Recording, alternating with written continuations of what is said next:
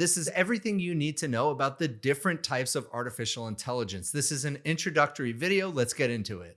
And this video is brought to you by MedOS. More on them later. Chat GPT, the original chatbot, the original large language model, and it is still one of the best. This is a large language model. That means you are putting text into it and getting text out of it. It's great for everything: writing, coding, web search. It's good at Q&A as well. Anything that you want to ask it, it will know. But it doesn't just stop there. ChatGPT also has image generation. You simply tell it to generate an image of something and it will do that. It can also ingest PDFs really well. And basically any use case, it is a general model. You can give it many different file types. You can ask it questions about it and it just works. And it can even do voice. So very powerful. And there are multiple versions of it. You can use ChatGPT for free. That is the lowest tier. Then they also have an $8 per month plan, which is called the Go plan, which gives you access to their flagship model. You get more messages, more uploads, basically more usage overall. Then we move up to the Plus plan.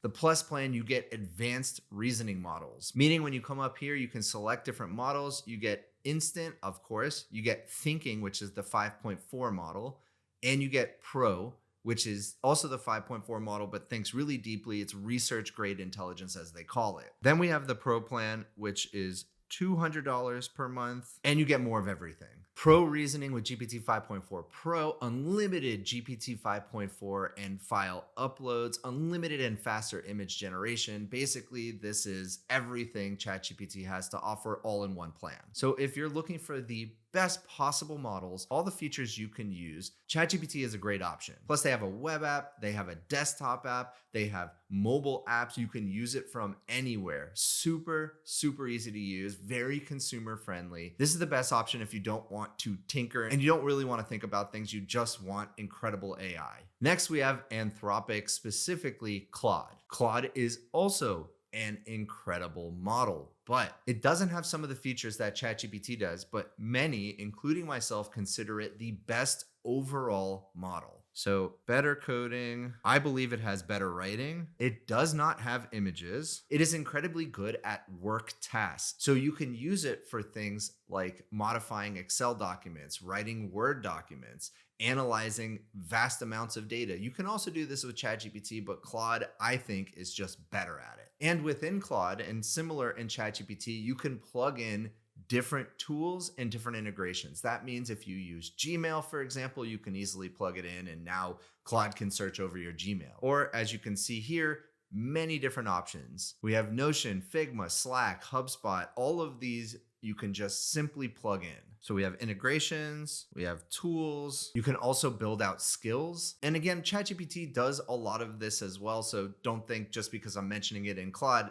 ChatGPT doesn't also have that, but I just find it to be a little bit easier with Claude to use these things. So a skill just allows you to define how you want Claude or ChatGPT to work. So in this example, I have the humanizer skill. If you're sick of your AI sounding like AI when it writes text or stories or creative writing, then this is a great skill for you to use. And you could just say, okay, don't use M dashes and don't do all of these patterns that are very familiar with AI written text. All right, so similar to ChatGPT, we have multiple tiers of Claude plans. So we have the free plan, and it actually is quite generous. You get to chat on web, iOS, Android, and your desktop. You can generate code, you can write, edit. The only thing is you don't get to use the absolute frontier of their models. You don't get to use the best of the best. And trust me, the difference between the free one and even paying $20 a month is significant. So if you can pay $20 a month, please do, because you're going to unlock so many different use cases that were not possible on the free plan. Then we have the Pro plan at $17 per month if you pay annually and $20 per month if you pay monthly. You get more usage. You get Claude Code and Claude Cowork. We'll get to those in a moment. You get unlimited projects, access to research, ability to use more of the Claude models, Claude for Excel and Claude for PowerPoint. And those, you basically can plug Claude directly into PowerPoint, directly into Excel, and have it build work artifacts for you. It's incredibly powerful. Then they have the Max plan, which is $100 a month. It's basically everything you get in the previous plans, but much more usage. Then you can also upgrade to the $200 a month plan, and then you get so much more usage. And I am personally very excited about using artificial intelligence in healthcare. So let me tell you about that with the sponsor of today's video. I talk about how AI is going to revolutionize healthcare all the time. And I actually found something that is running in hospitals today, not just in a lab or not just hypothetical. It's called MedOS, and it was developed by the Stanford Princeton AI co-scientist team. And it's basically designed to act like a real-time clinical co-pilot. It is very exciting. And of course, instead of replacing doctors, it supports them. It makes them better. It combines AI reasoning, XR glasses, and even collaborative robotics directly in live workflows. And this isn't a concept video. It's already been featured at NVIDIA GTC 2026, and it's already deployed at the Stanford Blood Center and the Stanford Department of Pathology. They just released updates that increases the number of medical disciplines it supports, and they reduce the latency in the XR glasses as well. And there's even an intelligent glove component that can assist with precise physical tasks. This is true science fiction, but very much real. So if you're into AI, if you're into robotics, if you want to see where this stuff is headed in the context of clinical work, this is definitely worth checking out, and thank you to MedOS for sponsoring this video. I'm going to drop all the links down below. Check it out.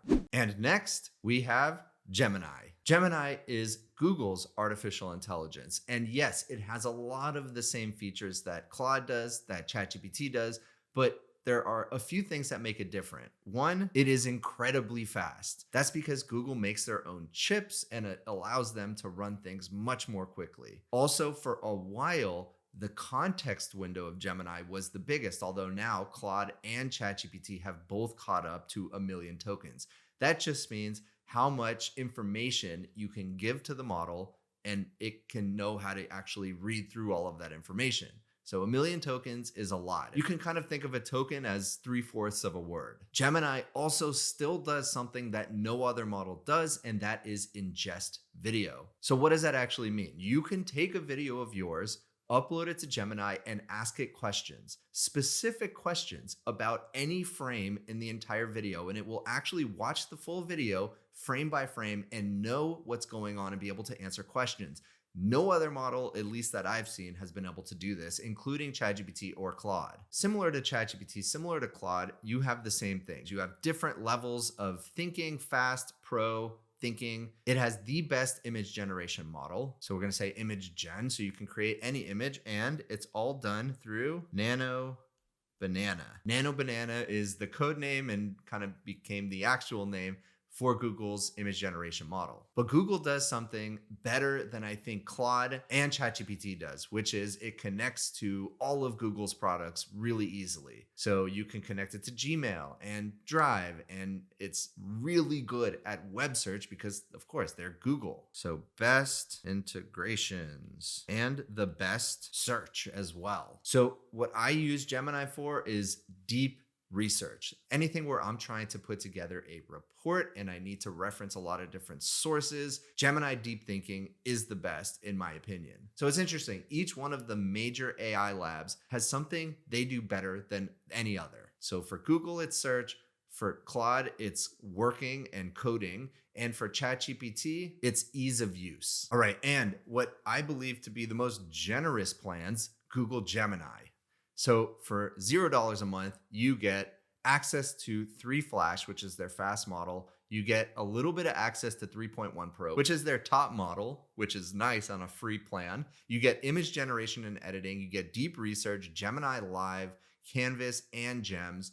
All of these are just different features that you can use. But when you start paying for Google AI Plus, you get more access, more usage, more quota. You also get access to their different video models. And then continuing up, Google AI Pro and Google AI Ultra, all of which I will link to in the description. All right, and the last frontier model, Grok, that is Grok, Grok. And that is Elon Musk's company. It is incredibly good at one thing. It's an incredible model, don't get me wrong, but it doesn't carry its weight against Gemini, against Claude, against Chat GPT. It's just not as good as those models. But the one thing it does incredibly well is search Twitter. And so it's able to reference live information coming off Twitter at any time. So it's really good at doing research. It's really good at looking at trends. And so that's what I use it for. So Twitter, that's really, really powerful for that. They also have an image generation model. They also have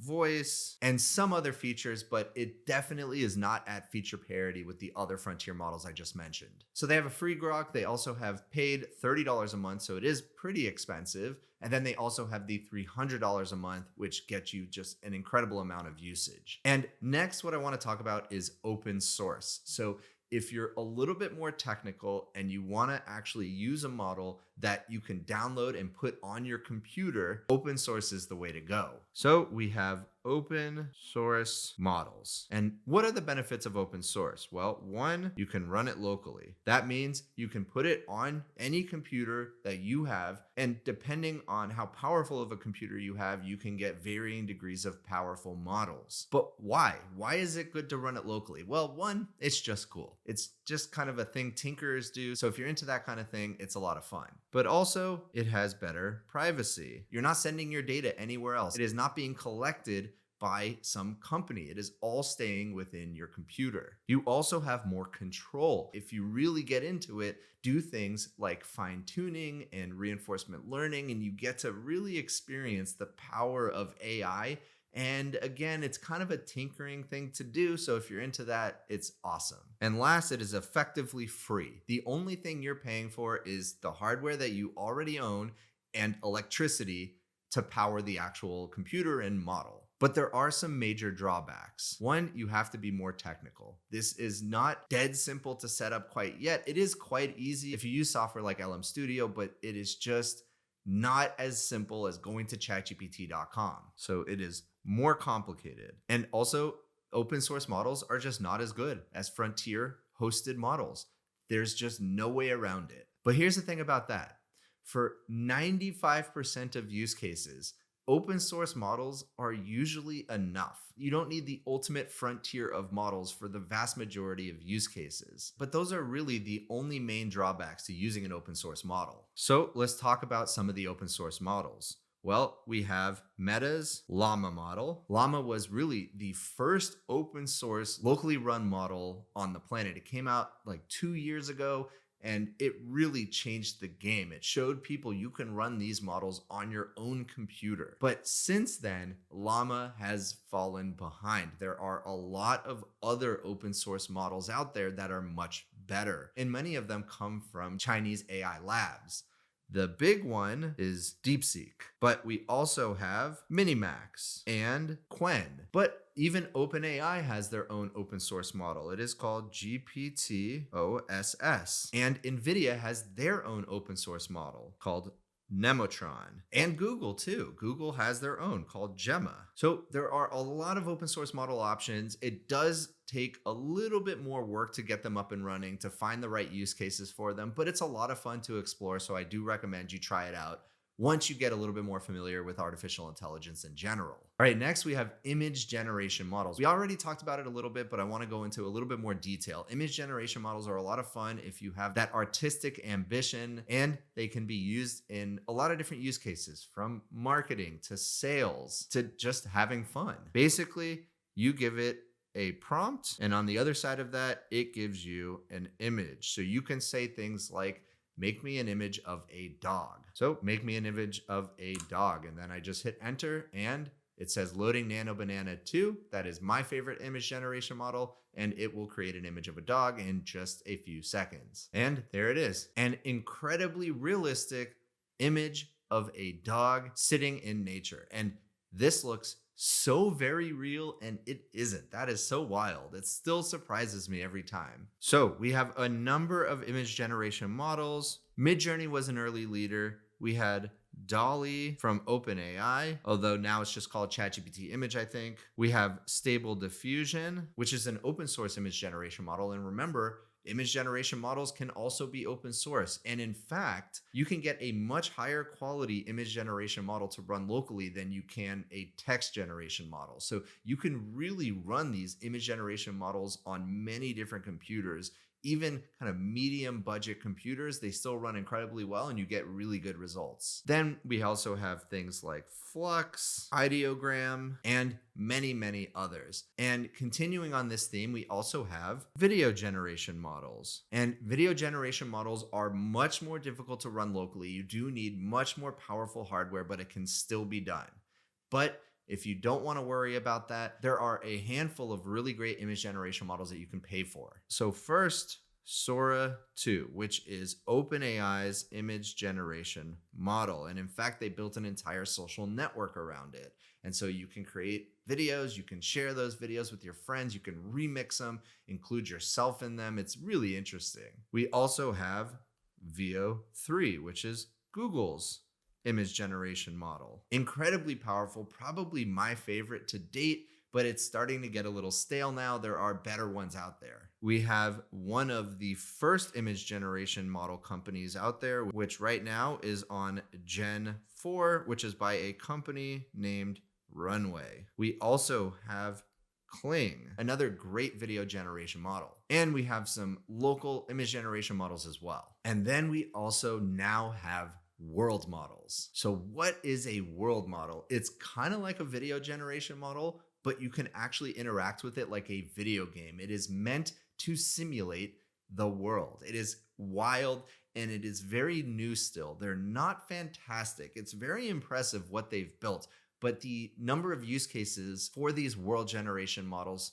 are limited to say the least. So we have Genie 2, which is Google. We have Marble by World Labs, but there are world models that maybe you didn't even think of as world models. A couple examples. Full self-driving by Tesla could actually be considered a world simulating model because it is helping you navigate the real world. Cosmos by NVIDIA can also be considered a world model, and it's for developing simulations for physical AI, robots, autonomous driving cars. And so that's what it's really good at. All right, and next, probably my favorite thing is coding models. So you basically take the raw intelligence of one of those frontier models and you wrap it in something called a harness, which is basically giving it a bunch of tools to look through your code base, to give it its own environment, to write code, execute code, test code.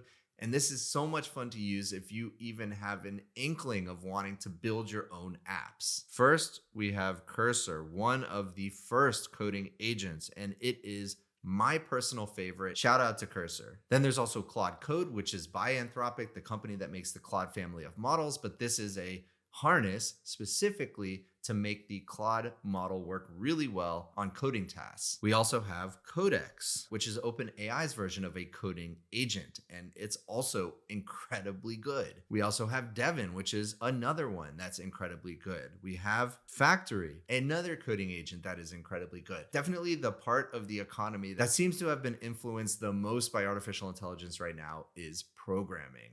And this is why there are just a bunch of really great options out there if you ever wanted to explore coding yourself. And let's not forget, we also have audio models. And audio models includes both voice and music, both of which are very, very good at this point. So we have things like 11 Labs, which is really good at voice cloning, multilingual, and other things. So just imagine this. You can write in text an entire script and have 11 Labs speak it, and it just sounds so real. And you can also give it a sample of your voice, and it can clone that.